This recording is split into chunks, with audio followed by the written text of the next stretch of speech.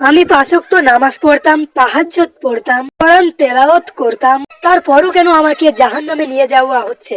তুমি অনেক নেকি করেছো, কিন্তু এমন একটা গুনাহ করেছো যেটা তোমার পুরো নেকিকে গুনায় পরিণত করে দিয়েছে। যে সারা জীবন নামাজ পড়েছে, কোরআন পড়েছে, সাদকা দিতেন, গ্রামের লোক সকলে ওকে অনেক নেককার মনে করতো, তবে সে জাহান্নামী বান্দা কিভাবে হয়ে গেল?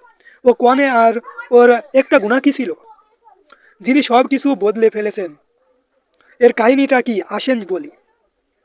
ও নামাজ পড়ার কোনো দিনও বাদ দেয়নি। রমজান মাসে প্রতিটি রোজা এবং তাহাজ্জুদের প্রতি বছরেই জাকাত দিত। কোরআনের সব সময় ওর হাতে থাকতো। কিন্তু আল্লাহ সুবহানাহু ওয়া তাআলা খারাপ মানুষের ইবাদতকে পছন্দ করেন না। ওর মন যা চাইতো দেখতো। ওর ইবাদতের নিচে এমন একটা গুনাহ ছিল যার জন্য ওর সারা জীবনের নেকি শেষ করে দিয়েছে।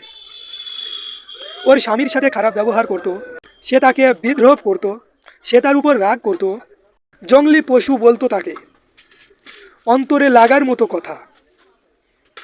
ও কোরআন পড়তো আর ওই জুবান দিয়েই